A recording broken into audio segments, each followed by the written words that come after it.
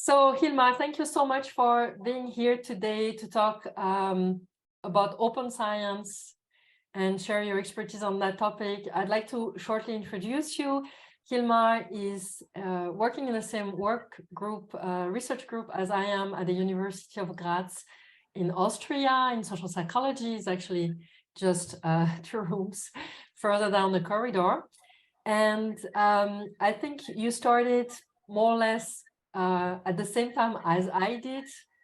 I started in 2014. You started in? Yeah, in 2016 was for me, yes. Okay, actually. so not exactly, but it feels like that to me, that we started at the same times, because my experience with Graz is always with Hilmar, 2 rooms further away. And Hilmar has a background in social science, has done his studies in Germany and in the Netherlands, and political science as well. And he came to Graz for his PhD thesis in social psychology. His PhD was on the topic of goal contagion. It's a phenomenon that has been shown in psychology that shows that we can be infected by the goals of other people if we observe other people trying to reach their goals, for example, exercising, then to get healthier, then that can motivate us also to do that. And so Hilmar has spent a few years doing his PhD thesis here. And I must admit that for us, for me, who was not directly involved in this project, it was quite painful to see these several years, because what happened is that the project on which Hilmar worked relied on this goal contagion effect, and that had been demonstrated in many and published in many research papers. And so they started trying to just replicate the effect because they wanted to pursue the understanding of this effect, of this goal contagion effect. And what happens is that they could not replicate the effect.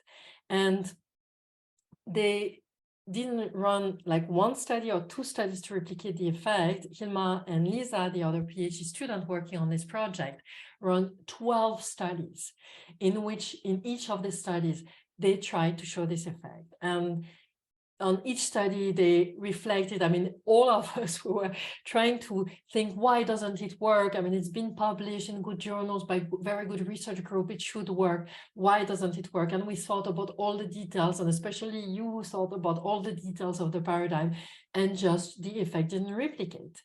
So after 12 studies, it was quite clear that maybe it was not just about you and the paradigm, maybe there was a problem behind. And what was so impressive to see, because at first it was very painful to see, empathetically painful to see that you were putting so much effort in your PhD and no significant results were coming out of it.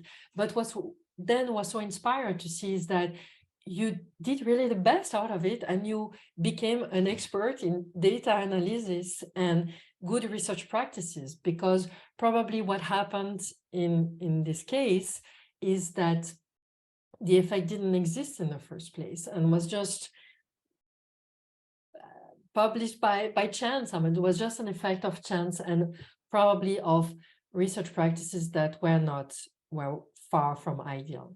So from these obstacles that would discourage any PhD student, Hilmar made something wonderful, which is his expertise now on the topic of open science and good research practices and replicability of science. And since his PhD thesis, which he obtained with excellent mark, he has done several postdocs working on different topics, and is now going to start a new position on the topic of science communication using his expertise in data analysis. So Hilmar, thank you so much for being here and sharing with us your knowledge and your experience of good research practices. I'm going to shut up now and let you talk. And let you... Gaia, thank you very much for this kind introduction. I think you've covered already the most important points that I also had in my introduction, but no. Yes, so my talk will be on open science practices, which, or the title is here, a primer on open science practices. And I will talk about I why think we I will need to think you share don't it. see it, Yeah, right? we don't Yes, see our PowerPoint yet. I will, I will show it. I'm sorry. Here we go. Now it should be fine, right? Yes, Yes, yes, it's working. exactly. So a primer on open science practices. Exactly. So what I will talk about in the next half an hour or so is why do we need open science practices? Open science also understood as transparency related open science practices, OS in short. What kind of open science practices are important for research? And how can study pre-registration registered reports help, which are also part of these practices, but maybe you haven't heard of them, so I will go a bit deeper in these practices as well. And also how to get started with open science practices. I will always go a little bit in between on the OSF, the Open Science Framework, which is a digital research repository, which offers basically all the opportunities for open science. So let's maybe start with a little cartoon, which I found online a while ago, and which is also hanging in our office. Why do we do open science practices, or why should we do it? So maybe you know this person. This is, let's say, this is you as a young, maybe, and enthusiastic researcher. Well, not too enthusiastic, but you are in the beginning of your new project as a PhD or as a postdoc, with all the knowledge that you gained throughout the last years, and you want to run like maybe your first studies. You are looking for a research idea, and maybe once you find at some point you also find your research idea, you get the idea of what you want to test, what you want to measure, top motivated to do something. Then you gather your data, and what happens then often, more often than we probably would like it to happen, is that the data tells us no. The data does not speak to our research idea. Maybe there's nothing in the data that would even come close to our research idea. And in the end, we are a bit more or sadder than we have been in the beginning, right? Because the data said no. So what happens here? So probably most studies do not really yield an expected effect in the beginning, right? And there are many reasons for that. Maybe there's like an issue with sample size and power. Maybe we do not have enough participants in our designs, especially in the social and behavior sciences. Maybe there's issues with the study setup and the materials. Maybe we have specified the wrong statistical model, or maybe we have neglected covariates or moderators that are important actually to consider. Or maybe we were really unspecific or vague about the hypothesis and the dependent variables. Or maybe the effect that we are hunting maybe just doesn't exist. The problem about this whole thing is, if most research yields negative results, how is this possible? This is a graph from Fanelli from 2010, who went through the literature of many journals who do like original research and who rely on significance testing, right? Like the statistical significance testing that we all use. And he basically coded effects there, and he found that, be aware that the bars start at 50%. He found that many effects in the literature throughout the spectrum of science yield positive or show positive results, like positive published results that go like until psychology, psychiatry up around 90%. And here we have space science, which is around 70%, and all the other facts are in between. So those are results coded in the published literature.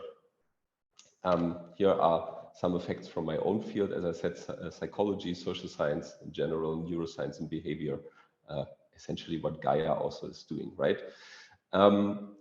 Yes, so a lot of the results that are published in journals, they are positive. So how is this possible? How does this go together with the idea that a lot of research is, yeah, maybe does not yield positive results? Wait, most published research are positive. Yes, that's what I just said.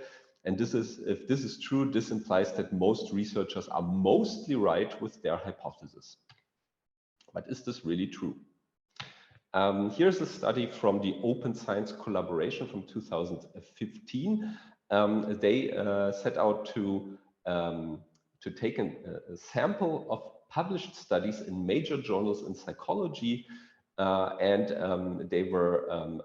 the sample consists of 100 studies, and they asked independent research teams to replicate these studies. What you see here is the original effect of the original studies, and all the green ones up here, they are positive, so they have yielded a positive, statistically significant result. And here are like some in gray, or later also in red, that had like a negative or a null effect, so to speak. What you see are that the large majority, I think 98 of these studies or 97, had a statistically positive significant result, actually also confirming what we just saw here in these bar charts. And they set out to replicate these studies. And what happened when they replicated these studies with independent researchers, they got this result. Here you see the histogram of the effects of the replication. Again, green are the positive results, but in red, the large hill or hump here showed like statistically non-significant results, or effects that were clustered around 0. Here's the whole thing in the scatter plot. You see if all the if most of the effects replicated from the original study, you would expect that most of the effects would excuse me, fall around this diagonal line. But you have some effects that fall around this diagonal line, but around 60%, more than 60% would actually fall rather around 0. When this paper hit the public, there was like a huge debate going on in conferences about how less reliable or little reliable psychological research is. But is this really, whether this is just a, let's say, an issue that psychologists are tackling or facing, this is actually the question here. We would probably argue that this is similar in other fields as well. There were like similar studies in medicine, in cancer research that also showed that lots of effects are not replicable. Similarly, also in economical experiments, and so on. And more of these large-scale replication studies pop up that also often cannot confirm the original effects. So the answer is no. All these effects are not true necessarily. Researchers are not mostly right with their hypothesis. We can also look at the publication bias and meta-analysis as in my example, what Gaia already mentioned. Here are like all the studies that I coded for this inspiration goal contagion effect. And you see that here's the null on this line, and the more positive effects are here on the right side.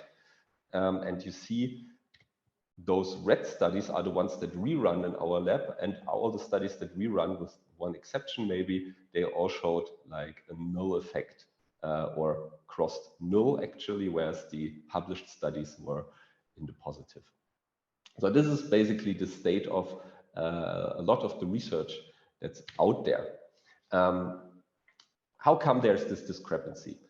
So I think it is nicely illustrated by Munafro and colleagues in the paper that they published in 2017 in the research cycle, basically, which starts up here, which is generation of hypotheses. And that's what we do, right? We start with an idea and we formulate often hypotheses to test this idea. Then we create a research design, we conduct a study and collect data. We analyze data and test hypotheses, the hypothesis of interest. We interpret the results, and then we publish and or conduct the next experiment. What could happen in this circle is essentially that in the beginning already we are not able to control, or we have there's the failure to control for bias when we basically cherry pick a little bit the literature that we base our hypothesis on. Then in the design for our sample size and so on justification, we do not account for power, which means that we do not calculate beforehand how many participants we probably, for instance, need, or how many measures we should make to find an effect if it's really existing reliably. Maybe there's poor quality control on the way there. And then this infamous p-hacking starts. It's essentially, this can happen on these two occasions. P-hacking means the p-value is essentially the probability value in our in null hypothesis testing, and we want to achieve a very low p-value so that we can adopt our alternative hypothesis, which basically would confirm, so to speak, our hypothesis. Whereas if the p-value is higher, above 0.05, usually then we would say that there's a null effect, right? That the null effect is true. So, and what happens if this happens a lot in the literature is that there is publication bias, right? The whole literature is biased against positive, for positive results, and this can be a huge problem, as you just saw in my meta-analysis. And in between, there can also be harking. Harking means, you don't see it down here, it means hypothesizing after results are known. So basically, you look at the results of your study, and then in post hoc, you intentionally or not alter your hypothesis so that you are maybe more likely to publish your stuff and put it in a certain frame that's fitting more your idea. But this is confirmation bias, right? All these, this idea of harking, p-hacking, and so on counts as questionable research practices in general. These mostly happen without bad intent. Sometimes they do, but most researchers are probably not on the spectrum that they want to bias the literature intentionally. But our confirmation bias is strong, right? Our confirmation bias also in combination with the hindsight bias makes us think, yes, this is what we already knew, and this is actually we wanted to test this other hypothesis all along. Happened really quickly. Just to illustrate it once more, p-hacking is essentially, here's also a comment from Twitter, that you basically torture the data until it confesses a statistically significant result so that you can publish it. Or harking is essentially similar to the sharpshooter who shoots at a wall and then later goes to the wall and puts or draws the target around the holes and says, this is where I wanted to, what I wanted to hit all along, right? So this is highly problematic. Just to get the idea what p-hacking and harking implies. Both have, of course, the same goal, getting a p-value below 0.05 to make it more likely to get published. Of course, then, as I said, the confirmation bias is non-intended. Here's the comic again that we saw before, because usually this is not where it stops, right? What we saw in the end that you are sad, essentially in a project you would then, this is the idea is not confirmed. You would then probably go maybe to your supervisor or to a colleague. He or she would say something like, didn't we also think of other variables in the model? Then you check out the internet. If you do not find like other supportive evidence for this other effect that you found in the data, which does not confirm your initial idea, and then you run also maybe new data analysis, and in the end you say, all right, now I have a confirmed idea, but it's not the original idea, right? And then you can publish. But this is problematic, right? So this basically translation from the first line to the second. This is where open science comes in. Once there's a publication, it is often unclear how many and which specific analyses were conducted with the data beside the statistically significant ones, also beside the ones that found their way into the manuscript or the published article, and how exactly the study was designed and which variables were collected. Which is important for replication studies, right? If somebody wants to conduct the same study again, because we need accumulative evidence for a certain effect, for meta-analysis, for instance, then we need also exact close replication efforts. That's often not clear from the paper alone. And it's also not clear how often or how the researchers came to a certain hypothesis, like real theorizing versus harking. Everything is not certain, right? And this is what open science, or the idea of transparency in open science, wants to address. Yes, so as I said, these things are often not clear when you just read the paper once or twice. How can we tackle these issues of transparency, or rather intransparency? Well, I took here a nice Twitter post from Holcomb, who is also one of the open science advocates. And he basically shows a certain solution here. We need open data, open materials, and pre-registration. And he says basically open data translates into, here, check my numbers. Open materials says, here's how you can replicate our results or even our study. And pre-registration in its ideal form means, hey, come on, it's p-hacking free, because you can check what we initially thought.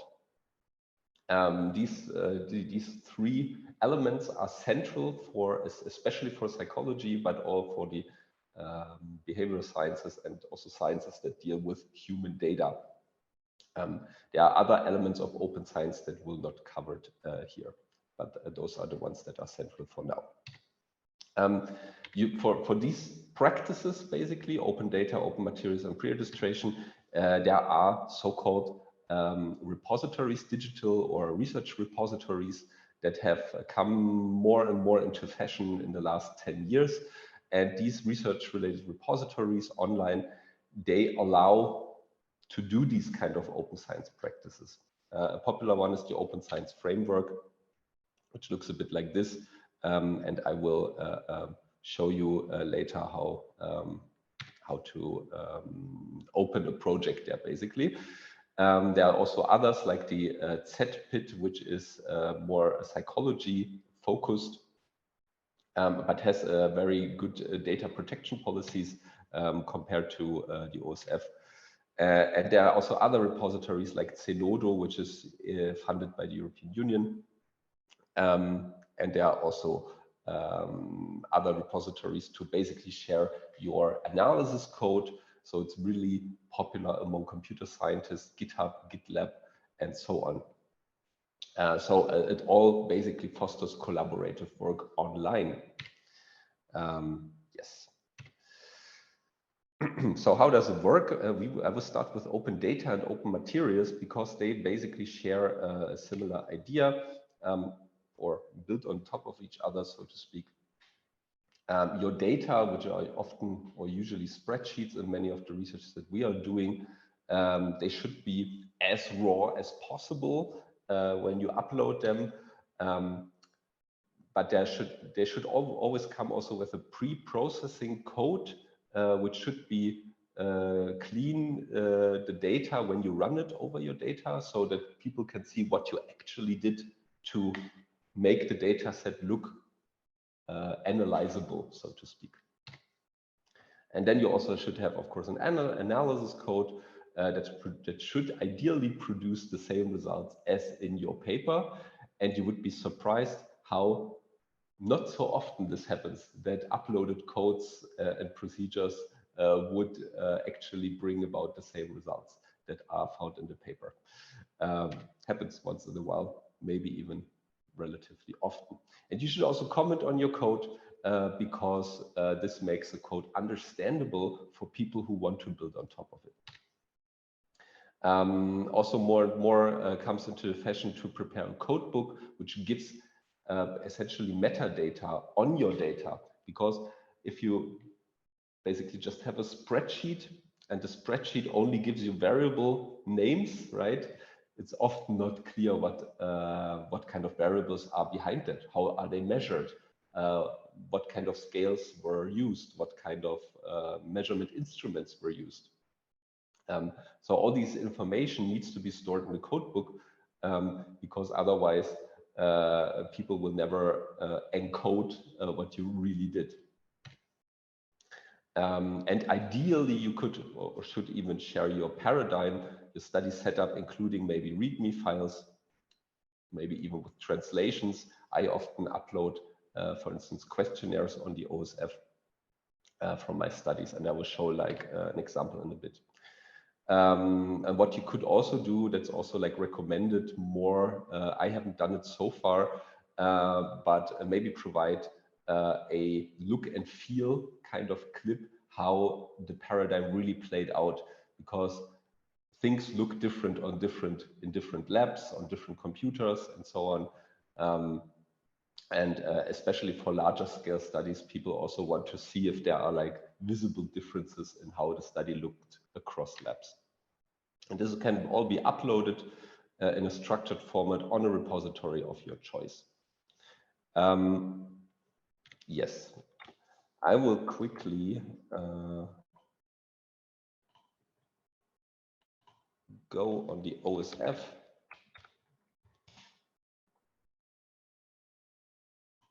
Show you how this looks. So this is the side of the OSF, and when you log in here, you will get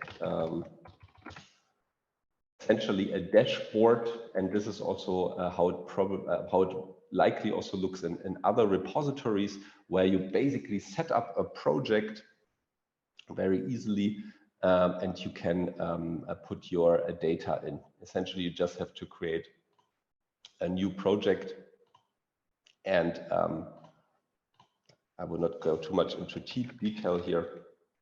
Test project. Once you have created such a project, you can you can also give it a description. Go to new project. You basically, what you get on these repositories is also a folder structure, right? And the folder structure allows you to also drag and drop information into your project as you need it and as you want to be transparent. Like if I, for instance, want to drop this PowerPoint that I created, I can just take it and put it like into the folder, and it will be uploaded there if this was, for instance, material that I want to share. Also, and you see it's already in there, here you can basically also make your paradigm and adapt this folder structure as you probably or maybe have it on your computer, and make it understandable, provide a wiki with README information about your paradigm, about your data, and then in the end, you can click on this kind of button here and make it public. So far, nobody can see it. You're the only one who can see it, but then you can make it public and share it with others. Yes, but we can come back to that later in a question round, maybe. Maybe to show you maybe one project from my side, how it could look once it's like a little bit bigger, so to speak. You see my dashboard already takes some time to load.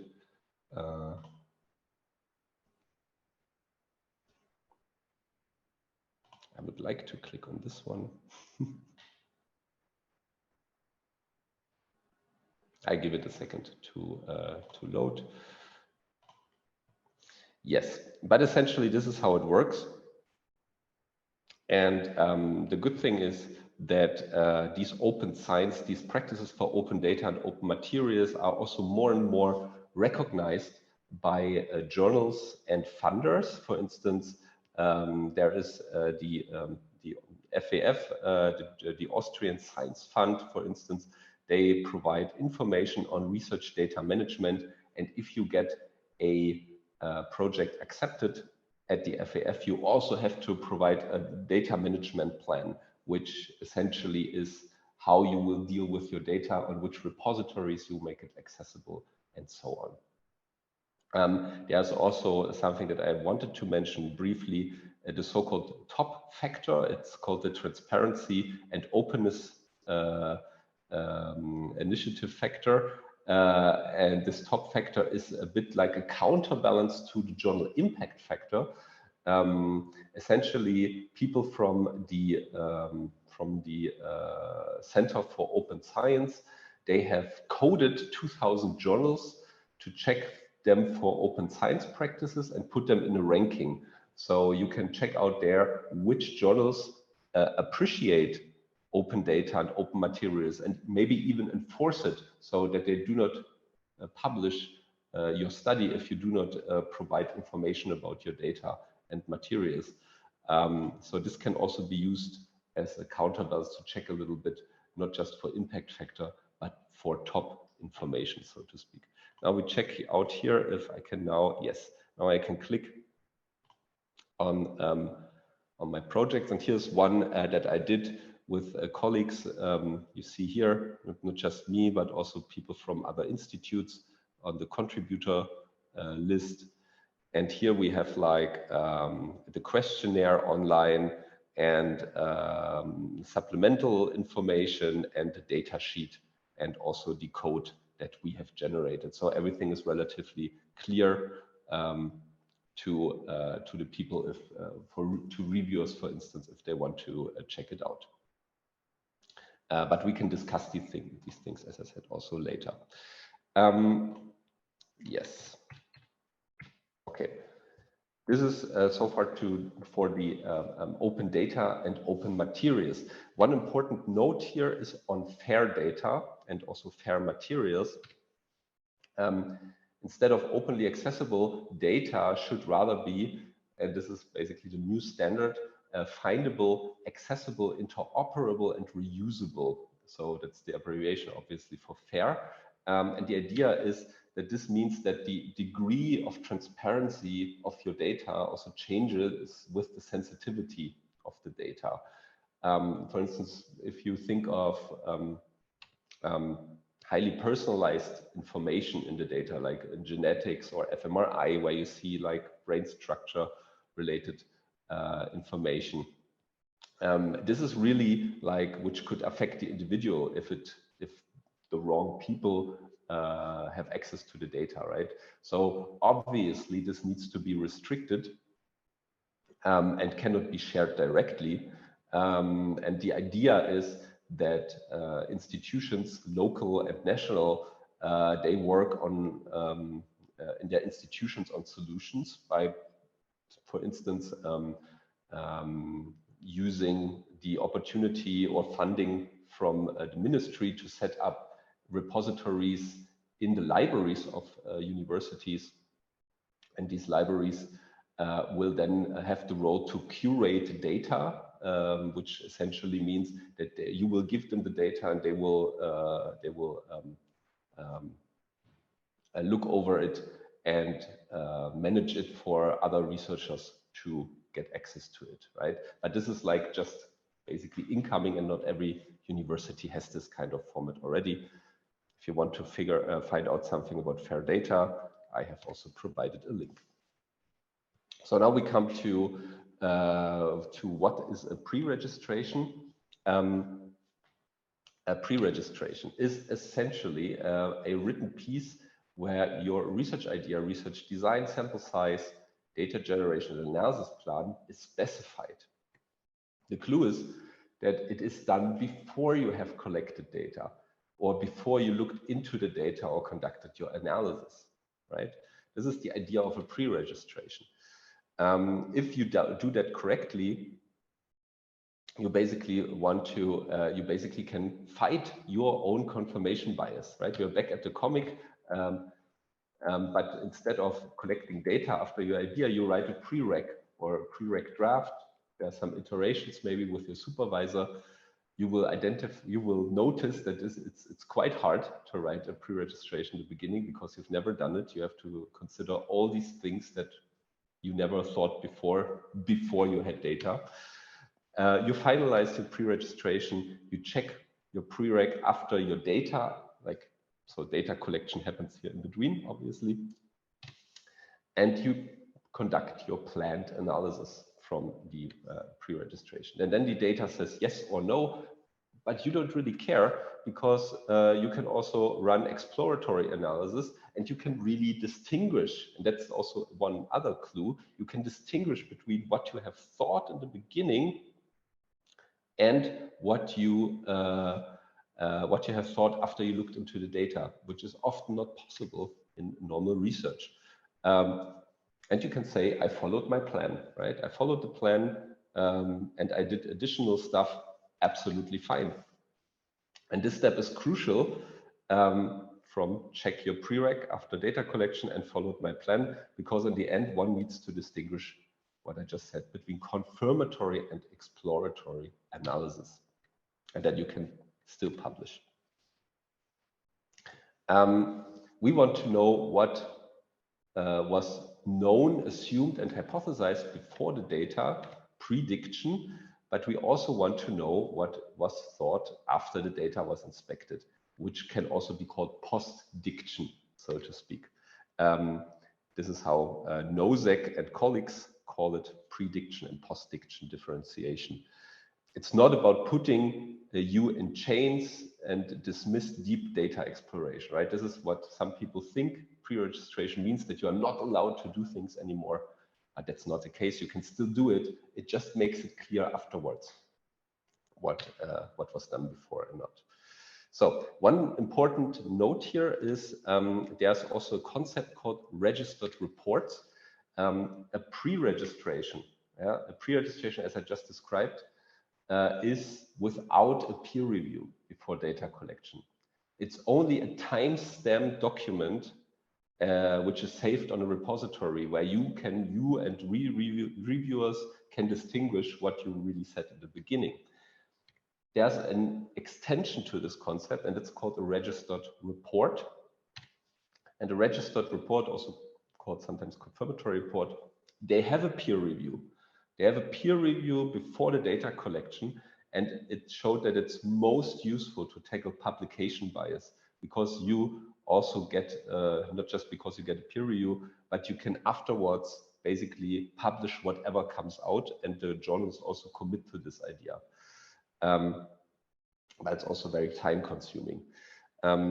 Here I give you an example from Anne Scheel, who basically compared the standard literature in psychology recently. Those are the standard reports.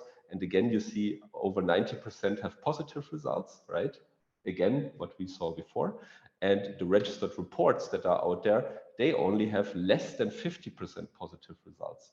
So where people hypothesized beforehand and had a peer review, these kind of articles, they are much more at like the 50-50%, maybe even closer to what we saw in the beginning, that not everything can be true. Yes. How to do a prereq? You essentially choose a prereq form. There are very basic forms and very comprehensive forms. You fill out this form and you upload it on a repository that offers prereqs, also like the OSF or the ZPIT. And the choice of the prereq form also matters. The very popular as predicted form is good for your first study, because it's relatively small. It just has 8 or 9 questions that you have to answer, but it's structured. And then there are larger forms like the PRP Quant. It's also for psychology, but also like the OSF prereq. They are relatively extensive and they require some time to go through all the steps. But there's evidence that especially the OSF prereq form is helpful to generate more like specific ideas about outcomes. Yes, let's quickly check, go back to the OSF, and let's check out again one of the prereq forms. In the OSF, it's really a simple, once you have put your stuff into a repository and you say, okay, now I'm ready to go, now I'm, great, let's go back. Let's see, yes. Let's say you have set up your project and now you want to get started with your study. You basically just have to click on registration and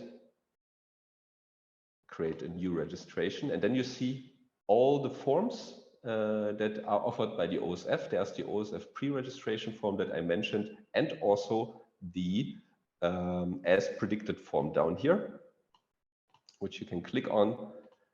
And then it offers you the possibilities of this prereq form. Give a very brief, very short description of your study. Then you go further, and here you really specify the things that are important, like your hypothesis, your dependent variables, your conditions, what kind of analysis you want to conduct, outliers, sample size. So all the specifics of your statistical and methods related ideas. Right? So I think this is a good beginner's form. So if you ever want to get started, I recommend this form a lot. Yes, and the link is also provided here in the slides. As I said, once you start with it, you will think it's hard, and it's true, it's hard. It's like it's a skill. You have to work on it to become better at it. But you will definitely get better at it, I promise. What does this prereq mean for your writing? So, and I took this from Gaia's blog. There was a nice guide to scientific writing. I will not go into detail about the guide of scientific writing because that's maybe not my direct expertise, but I want to show you what it means, a prereq means for your research. Like this is how a usual article in science is structured. You have an introduction, where you introduce the research topic and the niche. You introduce a problem and a potential solution, usually by showing a study that you want to run. And you have materials and methods that you describe. Then you come to the results and you discuss your results. Right? This is like this hourglass form that many of us know, typical structure of a manuscript. So the problem, or the thing of a prereq, is that this part, the problem and the solution and the materials and methods, they will be fixed in the structured prereq before data collection, right? So this thing already gives you a certain guide. In a registered report, you even add a whole introduction to that. You're not just stating a hypothesis, but you also have to be very extensive often how you come to this hypothesis. Because that's the only thing that the reviewers see. They only see your introduction and your methods, but they don't have any results. So they will take particularly care of these two sections. But you do not know yet how this part will turn out, right? Of course, the first part gives you a certain structure, but it's a risk, right? So as we all know, there are like sometimes, as we saw also in the publication bias thing, sometimes there are positive results, right? That stuff will confirm your hypothesis and your ideas. And this is a bit like a Disney story when that happens, right? That we are really like, oh, yeah, it's so great. Like everything comes together and it all seems consistent and there is a happy ending. And your character, the research topic, is essentially saved in the end. But it could also happen that you get a Game of Thrones kind of situation, that your main character is dying in the mid of your research paper, right? So your character, your research topic maybe will get a big hit. Those are basically the two parts, the two extremes of the spectrum. And probably your research confirmation or non-confirmation will fall somewhere in between. Stuff will be inconclusive. And yes, and this is like the situation that you have to get used to and you have to start dealing with. You cannot know these things, right? You have to be okay with both endings, so to speak. You basically commit yourself to a plan which gives you a clear structure for the beginning, but which does not provide a clear narrative for the end yet. Isn't there a clear risk of not getting published? And this is probably the most or the biggest issue that probably a lot of people take in pre-registration, because they fear that they cannot publish their stuff. There is obviously not a clear yes or no answer. It's yes and no. Yes, if the journal editors and reviewers prefer only Disney stories, right? Obviously, if they only prefer Disney stories, then you will not publish in this journal or whatever. But the question is, if you really want that, if you look through, for instance, the top factor, right? The top factor provides you a nice information on all the journals. If they appreciate open science, open data, open materials pre-registration, then there's apparently appreciation, and you can try to publish there because they like also transparency. And one advice that I could give you, maybe if you're in the beginning of your research project, if you want to eliminate the remaining risk that you cannot publish something, then just write a registered report and you are safe, because here you get basically a guarantee before data collection that you can publish. But again, that takes a lot of time. That's why you rather should do it in the beginning of a research project and not in year 3 of your 4-year PhD. There are some resources on registered reports, and with that, I want to close. There are 2 guys, right? The idea confirmed guy and the followed my plan guy. And it's about, it's your decision what you want to do in your research. I'm closing with a statement from the physicist Richard Feynman, who said, the first principle is that you must not fool yourself, and you are the easiest person to fool. And open science can help you with that. Don't be that guy, rather be the guy on the right. Yes, thank you very much.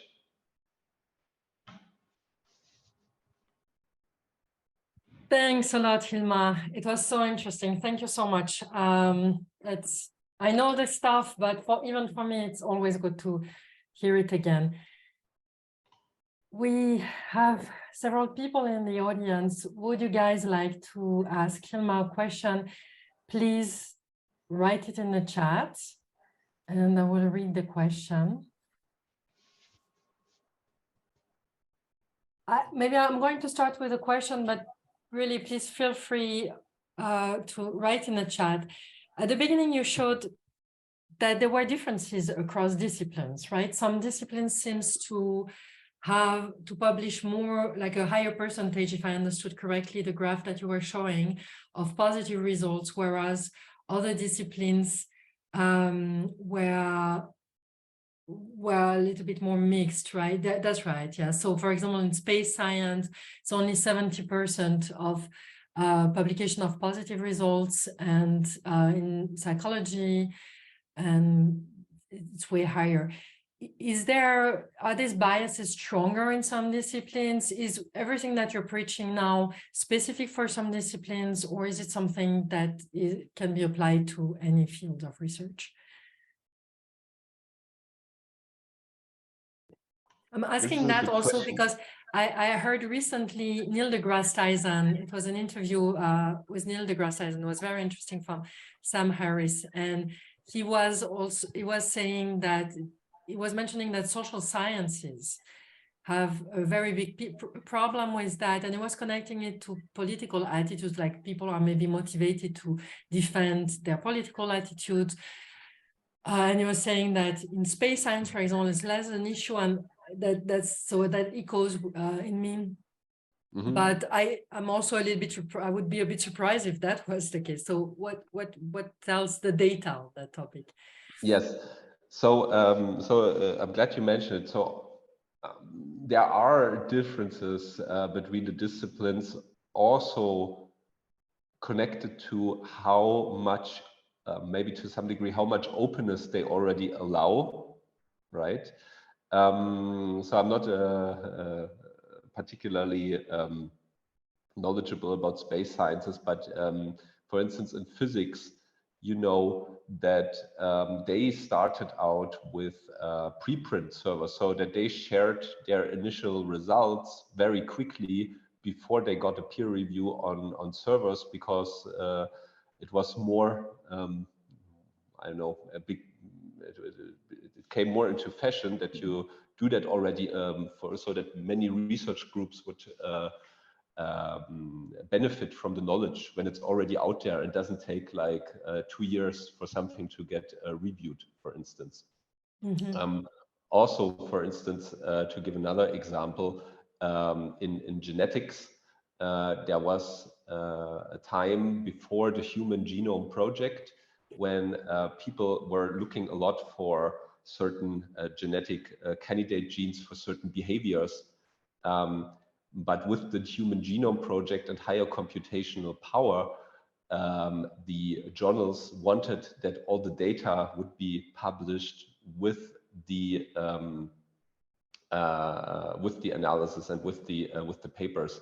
And since then, all like these very specific results that relied also partially on smaller samples, and all the computations that were not possible in the 90s and 80s, they basically were reduced as data also was becoming more transparent, which is a good thing, right?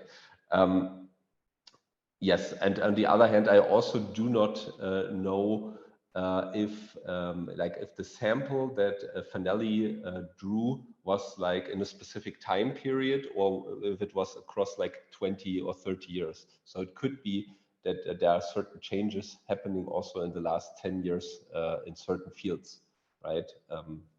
Yeah. Does this answer your question more or less?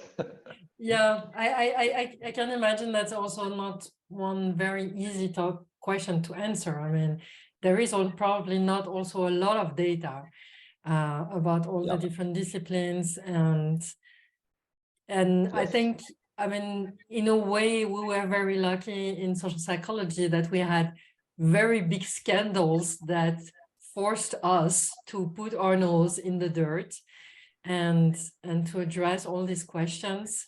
It's been painful. It's been also, I think, discrediting us for the general audience, yes, but to a certain extent, but it really cleaned a lot of the research that we're doing. Maybe one side note on that also, you can see the differences also a little bit also within the institute, because those like social psychology, which were, I would say, maybe more strongly directly hit in the face with the replication scandals, maybe they became also aware earlier, whereas if you look at other subdisciplines of psychology, I don't want to name names,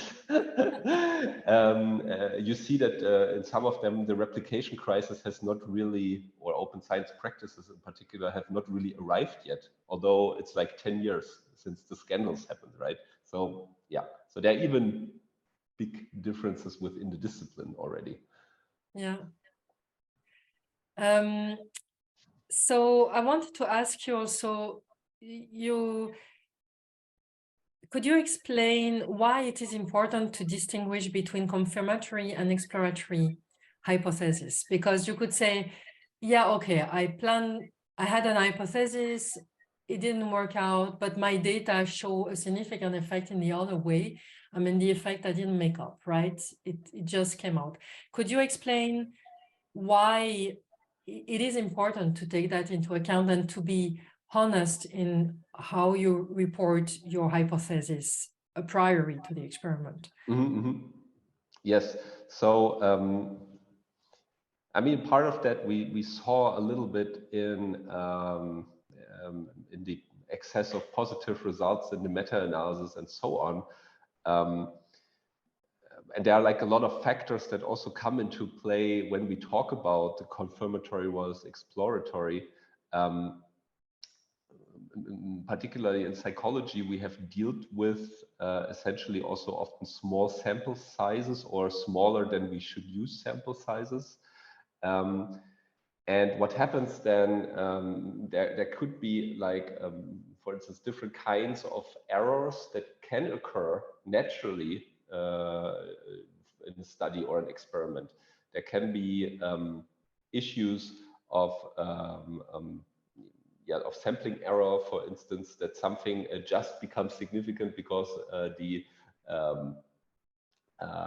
probability was there that maybe one of these many effects and many variables that I test would be significant, right?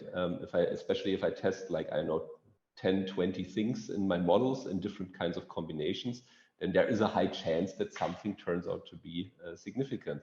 Just by chance. Just by chance. Just by chance, yes. Without true effect behind, yeah. Exactly. And if I then place, like, also verbally in the end, too much weight, too much value in this one effect compared to all the others that are not significant, and I do not really make explicit that this is an exploratory effect, people could mistake that, and they do apparently, that this is strong evidence for a certain effect, right? If I, for instance, look through the literature of my dissertation, which apparently had, like, a lot of these p-hacked effects, they all seem to be, if you just read the individual papers, they all seem to be, like, super clean and interesting, right? Although probably they were full of, like, these errors or these random effects that just occur by chance. And you have no way to distinguish it. Like, let's say, ideally, the literature is full of registered reports, or at least pre-registrations, where you can make this distinction. I could, as a researcher, if I do a meta-analysis, I could, for instance, place a lower value on exploratory effects. I could say I will only include the confirmatory effects from all the studies that I found, and also code the exploratory, but I will not treat them as importantly and maybe just in secondary analysis, and say the confirmatory ones, that those are the conclusive ones, or the more conclusive ones, right? So it helps to generate, like, on a broader scale, researchers to formulate conclusions based on cumulative science and research. I just want to finish by sharing an anecdote, because from my first pre-registration, because I find it's cool, Hilmar, that you kind of warn us that this is quite a lot of work, and that's true. When you want to start your project, you want to collect your data, you're full of enthusiasm at the beginning of any new experiment, and now you have to sit down and write this pre-registration, and it's quite a lot of work if you want to do that correctly. So I remember the first time I did that, I was a bit frustrated and I was a bit pissed off. Oh, I don't have the time to do that. And so I started doing it. It was a project that we had together. And then I described the analysis that I wanted to do, and I described my hypothesis. And while doing that, I realized that the experiment I was planning to do had a big fault in it, and that I could not test my hypothesis the way I expected it, I wanted, because I had forgotten a control condition. And I hadn't really run that through very clearly in my mind. So I want to say that not only it leads to better science, which I think is really important and should be really the essence of everything, but also it is a time investment at the beginning, but then you save a lot of time down the road. And I find in general, I have come to love this practice of really thinking a lot ahead before you run the data, before you collect the data, before you really do all the planning of your experiment, to really think, what do you want to do? Why should people care about it? How are you going to do it? What could go wrong also in the process? Yes. And I find that also it increases a lot your chances to see something, to find a true effect, because you have given way more thought in advance, and to publish in a good journal. So I find it's a wonderful method, but it takes a little bit of some time of getting used to it. Yes, I totally agree. So it can save a lot of time. It gives you a totally new perspective on aspects of your research that you couldn't think about before, because you didn't write stuff down or you didn't conceptualize it in a way partially that way. And as just well. writing down your ideas forces you to think way more deeply about them. Yes. Hilmar, 1,000 thanks for spending this time with us, and 1,000 thanks also to all of you who were there today, thinking about open science practices. It was a pleasure to see you, to read your names on the list, and we're going to share if it's fine, your PowerPoint. Because you had a lot of references, so I'm going to share the PowerPoint, and I'm going to have recorded the presentation, so I'm going to also share the presentation if you want to go back to it, or if you think other people could be interested. And yeah, so you will be informed if you're in my newsletter. If you're not, you can go to my blog, abrilliantmind.blog. You will see, you can register to the newsletter. You're going to have all this information, and I will share also on the blog, abrilliantmind.blog. I will share the video as well. So, and maybe some references if you have some literature also that would be interesting for people. Have a lovely afternoon. Hilmar, if you don't mind staying a little bit around. Sure. Greetings from Switzerland. Greetings back to Switzerland, Manuela. Bye. Bye.